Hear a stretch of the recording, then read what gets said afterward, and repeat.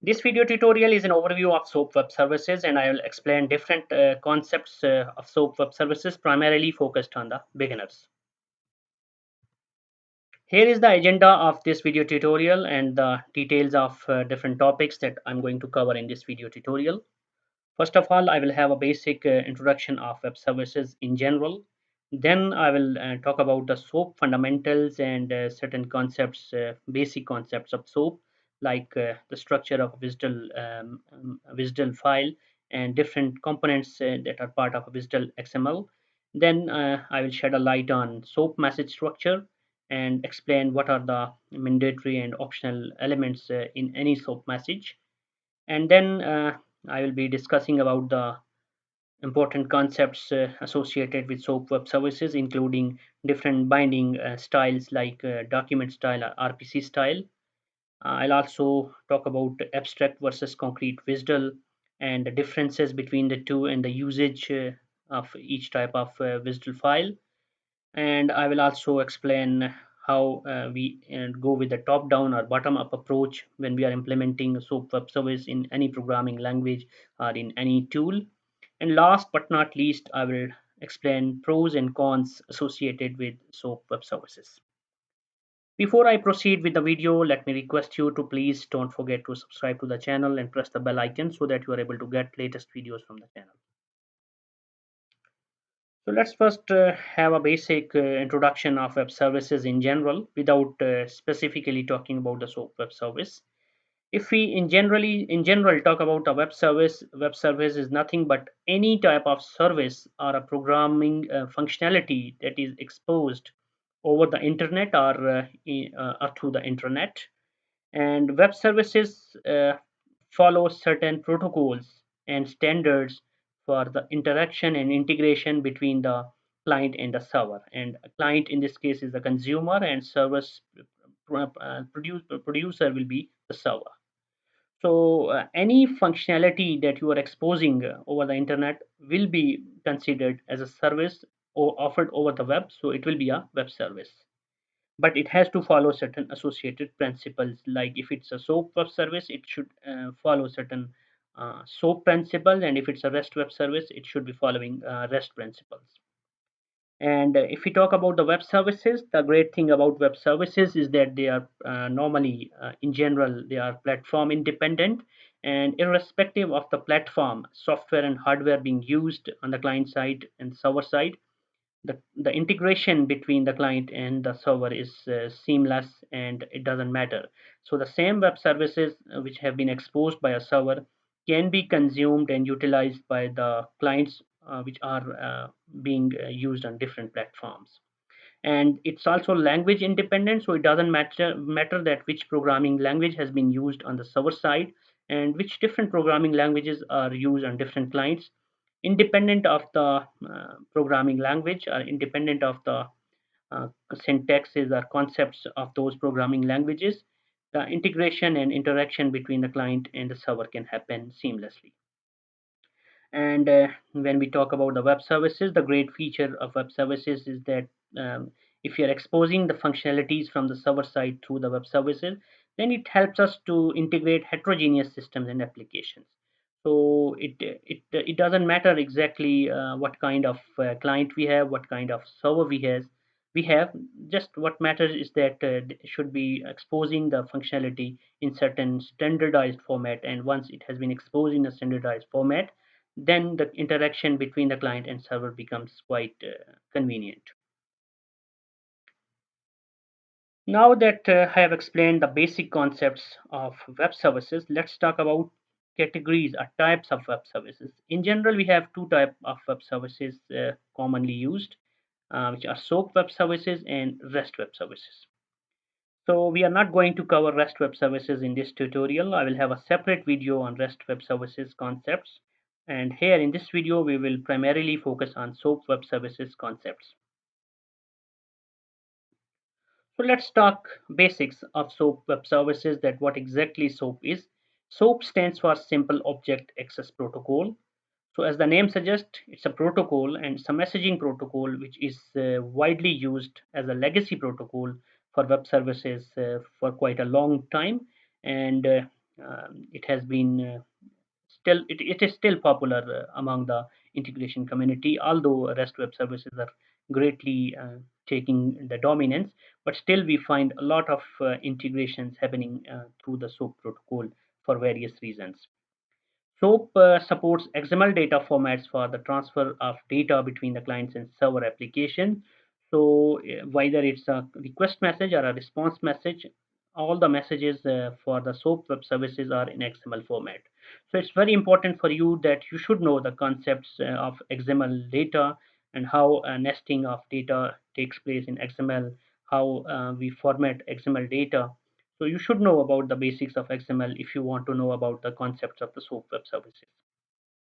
And the great thing about the SOAP web services is that at the transport layer, it supports different type of protocols, including the most commonly used protocol HTTP, as well as its secure variant, which is HTTPS, and also it supports SMTP and JMS protocols. So let's talk about some of the fundamental concepts of SOAP web services. And when we talk about the fundamentals, the first thing that comes in our mind is the web service description language, WSDL file, which is an XML file.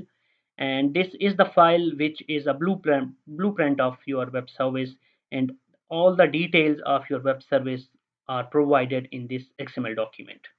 So when we talk about the WSDL file, this file is not a simple file. It has many components, and each component has its own meanings. So you need to have an idea of the concepts and components of WSDL file. Only then you can interpret your WSDL file properly and understand what it has. So the first component of a WSDL file is the definitions component, which is the root level component of a WSDL XML file, and it defines the name of the web service as well as the namespaces used. So this is a mandatory element in your WSDL file. Then comes the types element, and it defines the data types and XML schemas which are used by different web service operations. So it depends on different type of different type of binding styles of a WSDL file, which we will talk later in this video. And based on that, you might have types with XML imports and XML references, or you might have all this information part of the messages itself directly instead of having separate types element. And then we have messages. So messages basically associate themselves with each operation. So every operation that you define in your WSDL file has uh, at least two type of messages: a request message and a response message. And then it can have a fault message as well, which is used in case of an error that happens on the operations implementation backend. So these messages are associated with different operations. So internally, then these messages are using different data types and XML schemas which have been defined in the type elements. So different elements that are part of the WSDL file relate to each other, and they use and they depend on each other. Then we have port type. This port type defines all the operations that are part of a web service. So your web service can have one port type. Sometimes it can have multiple port types as well, depends on your scenario and your implementation. But in general, you can think of a port type similar to a class, where you have multiple methods available within a class. So in a similar way, you have a port type, and within the port type, you have multiple operations in your WSDL file. Next important concept in a WSDL file is binding. So binding defines the protocol as well as data formats for each port type. So when we talk about the binding here, we can have document style binding, we can have RPC style binding, and within this framework of document and RPC type of binding, we might have document slash literal document slash encoded binding. We might have RPC slash literal, and we might have RPC slash encoded binding. What exactly these different type of bindings are, we will be talking about these concepts later in subsequent slides. And then we have service element within the WSDL file, which defines the ports, and these ports define individual endpoints for a binding. So we have SOAP actions and all the endpoint individual ports for our endpoints defined within this service element inside the WSDL file. Now let's talk about the structure of a SOAP message. As I explained that SOAP is XML based communication messaging protocol. So whether it's a request message or a response message, whether it's a success scenario or a failure scenario, in either case, the messages are in XML format. So when we talk about the SOAP message structure, the main element is the SOAP envelope, which is a mandatory root element containing all other elements. So there must be an envelope, and within that envelope, you will have additional elements. So some of them are mandatory, some of them are optional. Then we have SOAP header.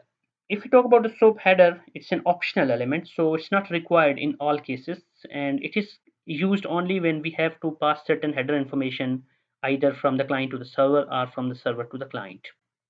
Then we have SOAP body.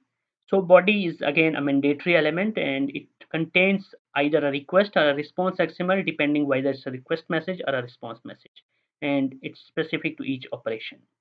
So you must have a body element no matter what kind of body it is, whether it has to be empty, whether it has to be based on certain XML schema, whatever has been defined in your WSDL file. Accordingly, you will have to add a body element within your SOAP message. And then we have SOAP fault. This fault is an optional sub element of the body element. It will be part of the body element as a sub element, but it will be only in case of a fault or an error message returning from the server side. So I was explaining in the previous slide that if we talk about the messages, we can have three type of messages. We can have request message, response message, as well as a fault message. So in the cases where we have defined a fault message as well for a certain operation, then if anything goes wrong on the server side in the backend implementation of a web service operation, then a fault message will be returned back to the client within the body of that response message.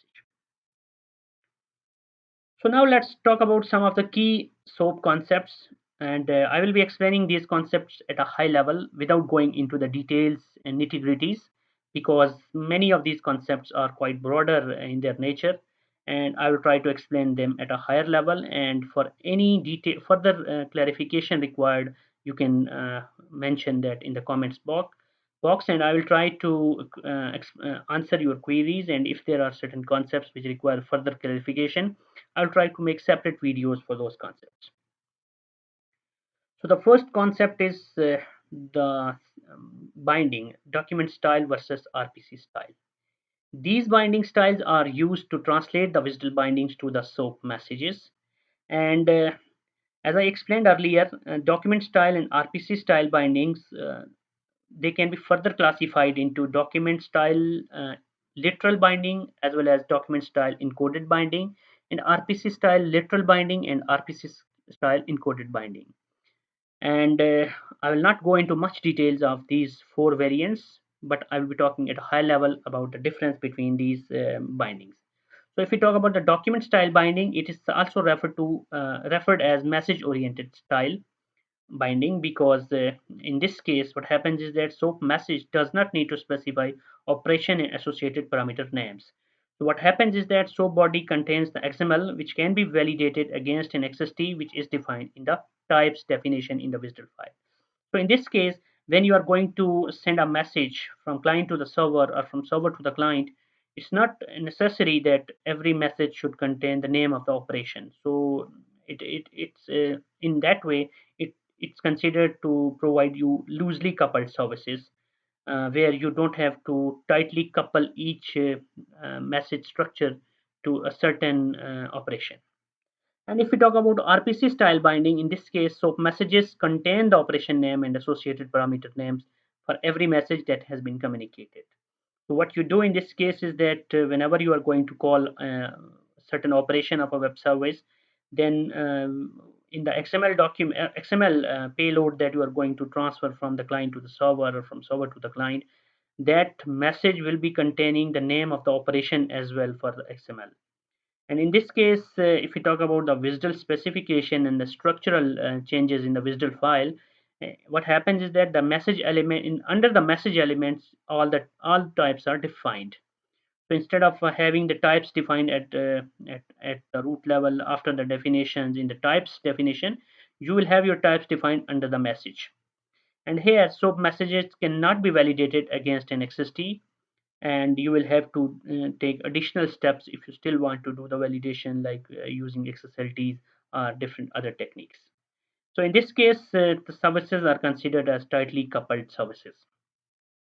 This is at a very high level. I'm not going into the details and more broader level concepts of these bindings. And if it needs further clarification, you can write in the comment section, and I might create another video on these binding styles if needed. So the next point that I'll talk about is the types of WSDL, abstract WSDL versus concrete WSDL. And if we talk about abstract WSDL, this is normally used on server side. So what happens is that when you are going to create a new web service, if you want to create the blueprint of your web service first, and then you want to implement that blueprint into the actual web service, you will create an abstract WSDL. An abstract WSDL contains specification of your web service, including the details of different types, the definitions, the message structures, the details about the operations, associated inputs and outputs, but it will not have the information and details about the transport endpoints. So you will not be able to provide this abstract WSDL to any client, and client cannot simply use this abstract WSDL to call a web service. Rather, this WSDL will be useful only at the server side for the implementation of your web service. And contrary to this, if we talk about the concrete WSDL is used on the client side, and this is the WSDL that has to be exposed or shared by the server to the client, and then client can utilize the information from this concrete WSDL and call the operations from the web service. So this concrete WSDL will be a full blueprint of an exposed service, including the transport details and the endpoint information.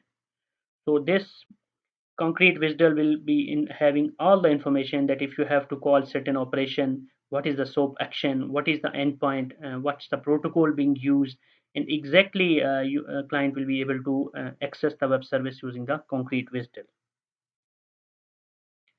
Next concept that I'm going to talk about is top-down versus bottom-up approach.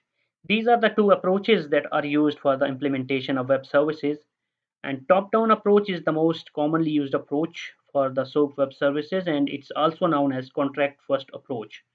So what happens in case of top-down approach is that you first create the contract, which means that first you create the WSDL, and then you start implementing the business logic or the backend implementation of each operation.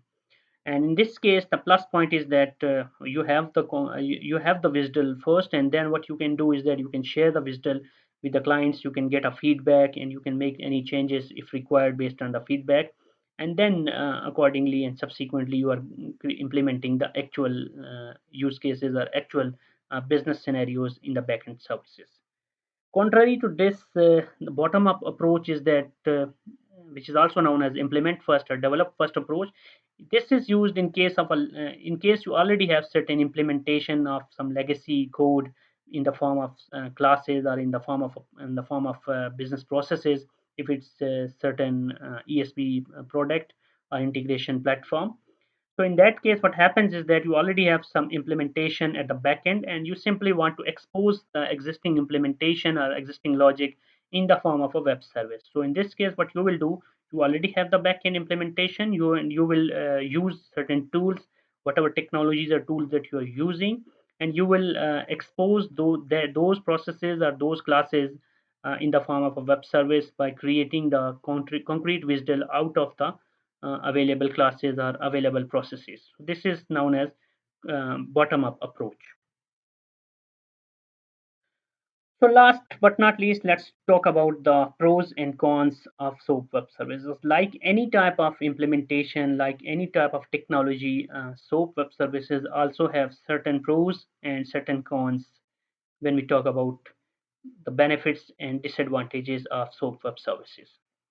So if we talk about the pros, the first important thing about important point about the SOAP web services is that they're platform and language independent. Actually, this is true for different type of web services, not only for the SOAP web services. It's true for the REST web services as well in general, but here we are talking about the SOAP web services. So another plus point is that it supports multiple transport protocols. So it's not that you just have to rely on HTTP. You can use different type of transport layer protocols when it comes to the implementation of SOAP web services. And it has a better support for validation. I already talked about different service binding formats and the validation options available for each type of binding. Plus, since the message structure is in XML format, so that XML can be validated even at the client side. And also, if you are referring to different XSTs, you can have validations at XST level as well to make sure that the requests that are coming in are the responses that are going out of your server. They are following certain validation criteria. So anything that has to rely on XST, so you can have the power of XST level validation. Like you can define different type of enumerations. You can have regular expressions. You can also make sure that all the type of mandatory and optional elements and the different type of nesting that you have defined at your XST level. So basically, whatever you are defining at XST level, and if you're referring to that XST in your web service, then automatically those validations become part of your web service. And in this case of SOAP Web Services, you are basically standardizing the service contracts in the WSDL format, because WSDL is itself a standard. So whatever information you are uh, conveying to the client in the form of a contract in concrete WSDL, that has its own meaning. So client clearly understands what are the type of operations that have been exposed in different port types in a web service, and what is the expected input and output. So it becomes a more standardized approach and more standardized way of integration between the clients and the servers. And if we talk about the cons associated with the SOAP web services, the first con, which is most important point, is that SOAP, contrary to REST, is considered heavyweight and it consumes and requires more bandwidth. It's because of the nature of the messages that we are communicating between the client and server. It has a certain message structure with its payload in the form of an envelope with a header, with a body, and with each and every element in the form of a XML element. It becomes overall heavyweight. So it's very important that if you have some performance metrics to take into consideration, and you have certain performance implications, if you are going to use SOAP web services, then you should think of other options as well, and not just rely on SOAP web services. And the second con is that it only relies on XML data format. So it's not that you can use JSON or other type of formats. You have to rely on XML data formats. So you have to have certain learning curves also compared to the REST web services, because in case of SOAP web services, you should have a fair understanding of XSTs, XMLs, how XML data is structured, how different type of elements are nested. These are certain concepts for a beginner. It takes a bit of time to understand these concepts. And also, in case of SOAP web services, you are not going to use straight away the status codes associated with HTTP. Rather, you are going to define them yourself. So it's important that you follow certain principles and your own standards when you are going to define your status codes and other codes. So it's quite a large and long debate that what are the goods and bads associated with any technology or any tool, and we cannot totally consider any of these technologies, be it SOAP web services or be it REST web services, as ideal. And also we cannot completely rule out the significance of any of these. So that's it from this video. I know that I did not cover much of the concepts in detail, and I know that for many of the concepts, I just shed a light at high level. So for many of you, you might need further clarification, further analysis and review on these topics.